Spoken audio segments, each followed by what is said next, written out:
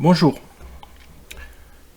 je vais donc démarrer ce quatrième tuto, je dirais par le début par lequel j'aurais dû peut-être commencer initialement. Il s'agit juste dans ce cas-là de présenter la page DroneLink, la page principale, et de montrer les principaux menus proposés par DroneLink. Donc, il suffit d'aller sur le site DroneLink. Bon, je dirais simplement d'explorer les différents onglets, comme sur n'importe quel site. Juste l'objectif de dégrossir un peu chacun de ces menus, voir ce qu'il y a derrière. Et évidemment, vous pourrez vous-même naviguer, vous faire une meilleure idée. Il y a pas mal d'informations, donc l'objectif ici, c'est juste de passer au travers de chacun de ces menus et voir ce qu'il y a derrière. Pricing, bon ben ça forcément ça va intéresser la plupart des gens. Combien ça coûte? Bon, déjà, DroneLink est payant. Il y a deux formules, la formule qu'ils appellent hobbyiste, la formule qu'ils appellent business. Bon, il va sans dire que l'une est à but commercial, comme c'est mentionné, l'autre est à but récréatif, éducation. Bon, bien qu'on puisse faire des missions, à mon avis, est tout à fait commerciale. La formule hobbyiste se décompose en trois sous-formules. La formule dite basique, donc on paye une seule fois, 25 $, un petit peu moins en euros, à l'heure où on parle. La formule dite premium, quasiment 50 $, donc une fois pour toutes, et la formule élite, 100 $, une fois pour toutes. C'est la formule dont je dispose personnellement. Là sont listées les principales caractéristiques de chacune des formules. Bon, compare plan, évidemment, comme son nom l'indique, permet de comparer les plans. Comparateur, classique. Formule basique, premium, élite, donc les différents prix. One time, c'est-à-dire qu'on paye une seule fois, une fois pour toutes. Un seul utilisateur, par contre on peut avoir plusieurs comptes. Bon, on reviendra là-dessus plus tard. La formule business, évidemment, c'est pour ceux qui veulent faire du business, comme son nom l'indique. Il est facile de comprendre et constater que plus on paye, plus on a de fonctionnalités disponibles, et inversement. Comment ça se lit? Principalement donc le prix, on l'a dit, mission commerciale pour la formule business. Qu'est-ce qu'il y a derrière? Bon, on verra. Il est à noter que pour chacune des formules, que ce soit hobbyiste ou commercial, donc il y a une application donc sous iOS ou Android, donc l'application dite smartphone ou tablette ou iPhone pour l'iOS. Bon, moi je suis côté Android. Donc c'est l'application qui permettra d'exécuter les plans que l'on prépare prioritairement, enfin dans un premier temps sur PC. Donc les différents drones qui sont utilisables ici pour chacune des formules. Bon, évidemment, plus on paye, plus on a de possibilités d'avoir donc des différents drones. Repository public, privé ou sharing, donc les répertoires, il y a une gestion de répertoire, bon, comme n'importe quel Windows ou autre. Les répertoires publics, bon, ce sont des répertoires dans lesquels on peut déposer donc des plans de vol, des missions qui seront donc publics, visibles par tout le monde. Privé, bon mais là quand on décrit une mission, quand on crée une mission dans un espace privé, forcément elle n'est visible que par vous. Voilà, donc c'est à dire que si on crée une mission dans le répertoire privé, si on veut qu'elle soit visible par d'autres, pour pouvoir les changer par exemple, il faut la copier-coller, la déplacer dans un répertoire public. Donc les répertoires privés sont accessibles qu'à partir de la formule premium. Ok, voilà, ça sans dire. Les composants, donc les composants, ce sont les actions qui sont automatisables par le drone. Donc les waypoints, alors ce qu'on appelle waypoint, c'est waypoint mission, évidemment. C'est ce qu'on a vu au travers des trois premiers tutos. Orbit, donc fonction Orbit, ok, elle est disponible quelle que soit la version, etc.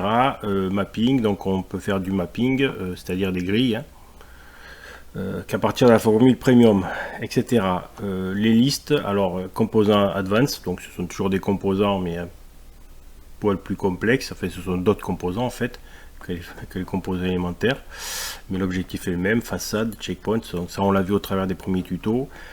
Et toutes ces fonctionnalités-là ne sont pas disponibles pour toutes les formules et ne le sont qu'à partir de la formule Elite, etc., etc., etc. Donc là, il faut voir ce qu'il y a derrière chacune de ces fonctionnalités. Je ferai des tutos spécifiques pour cela. 3D Mapper, Planner, par exemple, c'est la vision 3D telle qu'on l'a vu précédemment dans les précédents tutos. Voilà, donc c'est disponible qu'à partir de Premium. Bon, ça se lit comme ça.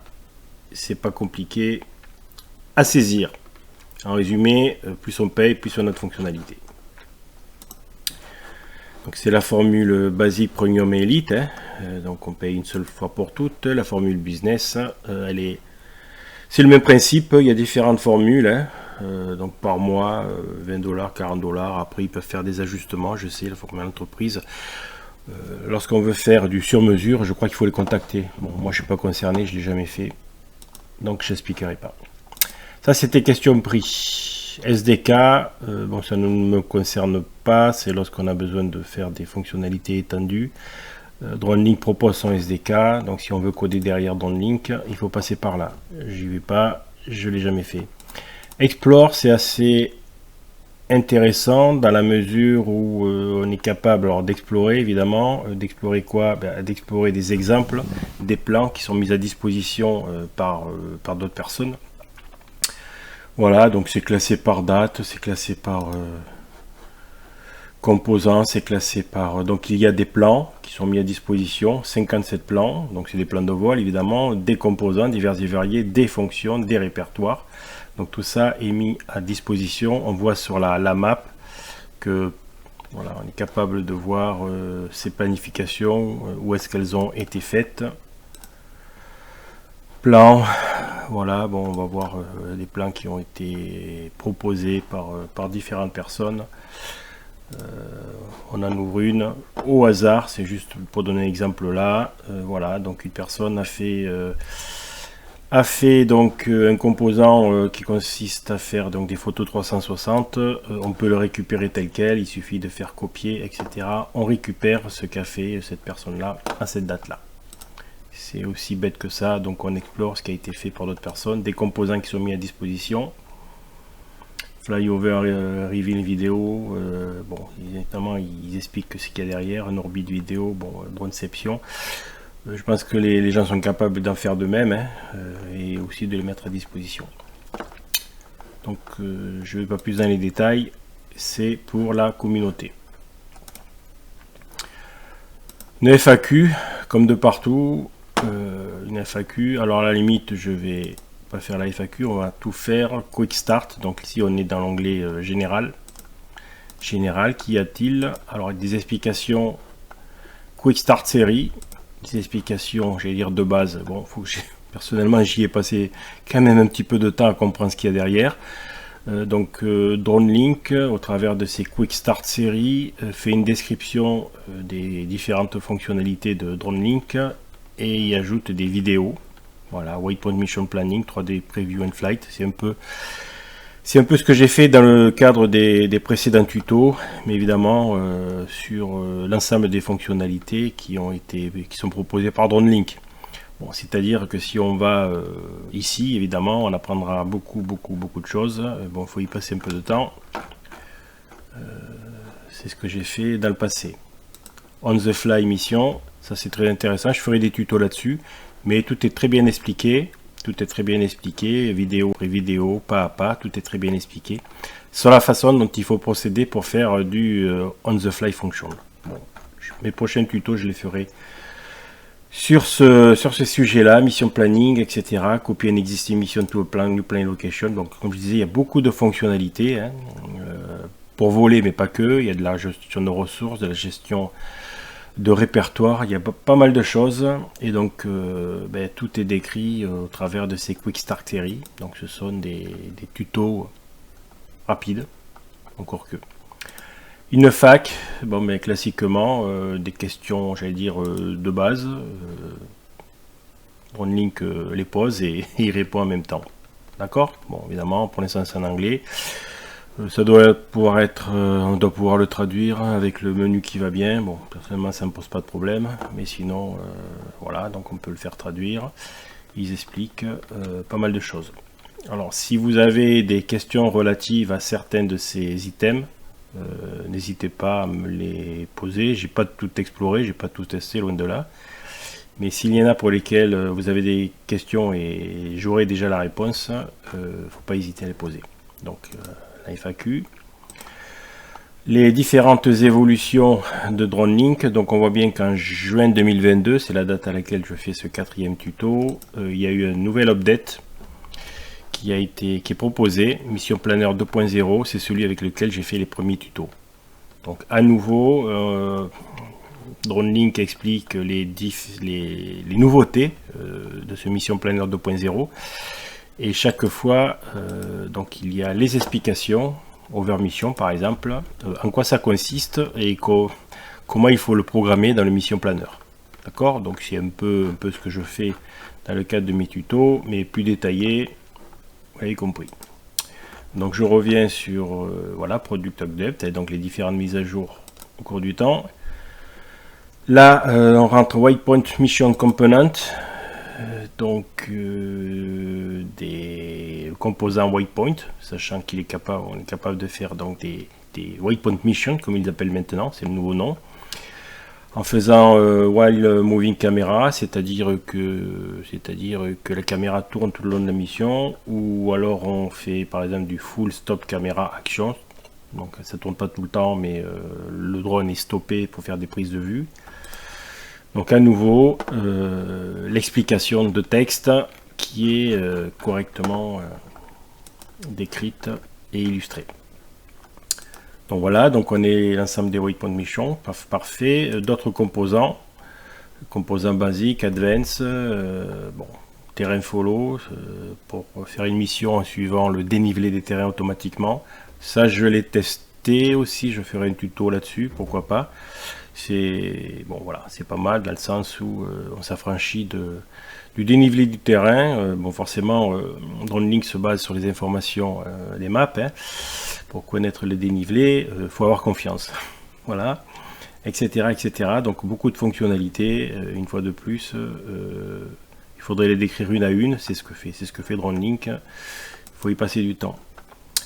Et d'autres, ce qu'ils appellent Other Mission Components, hein, donc des orbites, la spirale. Par exemple, la spirale, c'est celle que j'ai présentée dans le premier ou deuxième tuto, je ne me rappelle pas, photo mission pour faire des photos, du panneau, etc. Donc ils ont mis ça dans Other Mission Components. Donc il y a beaucoup de fonctionnalités en fait. Elles sont décrites au travers de ces trois répertoires. Tutorials, alors bon là on peut se demander effectivement la différence entre tutorial et le Quick Start Série. Bon, le Quick Start Série, je pense que c'est fait pour démarrer assez rapidement. Les tutorials sont forcément plus complets, bon mais ça reste quand même bon, des descriptions de fonctionnalités diverses et variées qui sont ou pas dédiées à certains drones, M300, le Mavic 2 Enterprise Advanced ou bien d'autres, configuration de network RTK. Donc c'est pas forcément de la description de mission de composants, c'est la description de fonctionnalités qui sont propres à des cas spécifiques, ferme solaire inspection ou autre, on voit bien, et DroneLink explique la façon dont il faut utiliser le drone, planifier la mission, etc. Donc forcément, parmi l'ensemble de ces fonctionnalités, toutes ne sont pas accessibles si on part par exemple sur la formule hobbyiste de base, forcément tout n'est pas accessible. D'accord? Ça le sera, toutes seront accessibles si on prend la formule la plus onéreuse, mais elles le seront au fur et à mesure du choix qu'on a fait quant à l'abonnement, enfin la souscription. Ce qui manque ici, je pense, c'est que lors de la description de chacune des fonctionnalités, il aurait été bien qu'ils mettent à partir de quand c'est accessible. Parce qu'on voit bien que l'ensemble de ces fonctionnalités rentre bien plus dans les détails que le tableau initial qu'on a vu. Bon, je referme l'ensemble des tutoriaux qui sont mis à disposition. Moi je trouve qu'ils sont bien faits, sauf qu'effectivement il faut y passer un peu de temps pour comprendre la façon dont ça fonctionne. Voilà, donc ça c'était la FAQ et ainsi que les tutoriaux. Quoi d'autre? Si je reviens sur la page principale, alors Connect, donc Connect, moi j'y suis pas mal sur cette page Connect. Bon, c'est un forum, voilà, forum, alors discussion dite générale. On va voir. Voilà, blablabla, blablabla, chacun avec son problème, sa question, etc. Feature request, bon, ceux qui veulent des fonctionnalités futures, ils viennent, ils se plaignent ou ils proposent plutôt là-dedans. Bug report, quand on croit découvrir un bug, on le met là-dedans. Alors des fois, bon, c'est fait plus ou moins, enfin c'est plus ou moins vrai, hein. Il y en a qui croient que c'est des bugs, ça n'est pas, ou inversement. Des fois c'est un peu le bazar, si bien que les administrateurs de DroneLink font bouger un sujet d'une catégorie à l'autre. Okay, bon, je rentre pas trop dans les détails, c'est le forum de discussion avec y compris donc les auteurs de DroneLink, hein, développeurs, qui sont assez actifs, qui répondent quasi instantanément dès lors qu'il y a un sujet qui est ouvert. C'est très bien pour cela. Quoi d'autre? Donc on était sur Connect, et là c'est la section pour acheter des t-shirts ou quoi que ce soit. Je ne reviens pas dessus. Voilà, donc là on était sur la présentation globale donc de DroneLink. Après, bon, une fois qu'on est là, qu'on a fait son choix, qu'on veut soit acheter, s'abonner ou quoi que ce soit, on le fait au travers de cet onglet là. Donc exploration des missions qui sont proposées par la communauté, des réponses aux questions, le forum pour acheter des t-shirts et compagnie, et après login, qu'on se log comme je le fais là. Et on arrive sur son propre compte, hein, dès lors que forcément on s'est abonné, on a pris la formule qui nous intéresse. J'arrive donc sur mon compte et sur ma page, où l'on retrouve à gauche les différentes missions que j'ai préparées. Alors je n'ai fait plus que ça, hein, parce que j'essaie de les effacer au fur et à mesure, surtout qu'elles ne me servent pas. Je vais finir juste ce tuto en précisant que ce qui est visible, donc ce sont les plans. Donc les plans, c'est le waypoint mission, c'est les plans de vol. Les composants, ce sont ceux que j'ai créés, puisqu'en fait DroneLink propose des composants, on l'a vu tout à l'heure, mais on peut créer des composants, c'est-à-dire dans la mesure où on peut instancier un composant, c'est-à-dire dans la mesure où on part d'un composant DroneLink et qu'on le modifie, on peut l'enregistrer et il devient son propre composant. Donc comme ça, on peut en créer à l'infini. On peut créer des composants de composants. Des répertoires, donc les répertoires, bon ben voilà, les répertoires, ce sont mes projets privés, donc là-dedans il y a mes plans de vol que je partage qu'avec moi-même, public, ce que je partage en public, souvent c'est pour les échanger, des composants privés, et pareil, des listes privées que j'ai créées, on verra ça dans les détails, la différence entre les composants et les listes. Et les missions, donc les missions c'est intéressant, donc là-dedans ce sont les missions, c'est-à-dire que lorsqu'on a fait un plan de vol et qu'on l'a joué dans la réalité, on a fait voler le drone, on a ici donc les enregistrements des missions. Donc en fait oui, c'est la même chose que la planification, mais c'est issu des données collectées pendant la mission, et donc c'est le résultat de la mission réelle. Donc évidemment de façon optimale, c'est la mission qui a été planifiée, d'accord? Donc on va retrouver forcément la mission qui a été planifiée. Là je prends l'exemple du tuto 3, mais là on est dans le cas où on a le résultat, c'est-à-dire ce qui a été enregistré pendant le vol. Combien de temps ça a pris, etc. Les drones, le smartphone, etc. qu'il a fait. Voilà, je ne rentre pas dans les détails. C'est ce qu'on a réalisé. Et par exemple, on voit là, dans ce cas-là, qu'il y a eu 85 missions qui ont été réalisées avec succès. J'ai fait 33 missions que j'ai abortées, donc que j'ai stoppées en cours de route. Voilà, bon alors ça, qu'est-ce qu'on en fait? Pas grand-chose, on peut les effacer, à la limite, peu importe. Mais on a ce résumé-là. D'accord? Donc c'est dans l'onglet dit mission. Donc là, on revient On compte la page donc principale, les plans, les composants, les répertoires, les missions. Bon, je ne vais pas aller plus loin dans le cadre de ce tuto. Une fois qu'on est là, il n'y a plus qu'à faire create donc pour créer une nouveau waypoint mission, comme on l'a fait précédemment. Donc c'est un peu le début de l'histoire. C'est par là que j'aurais peut-être dû commencer les explications. Bon, j'ai préféré montrer carrément des créations de missions, comment ça se crée, comment ça se déroulait, etc. Et là, c'est un peu plus général, c'est un peu le début de l'histoire. Une fois qu'on est là, qu'on a compris ça, il n'y a plus qu'à créer. Voilà, je finis là et toujours pareil, si vous avez des questions ou quoi que ce soit, il ne faut surtout pas hésiter à les poser. Merci et au revoir.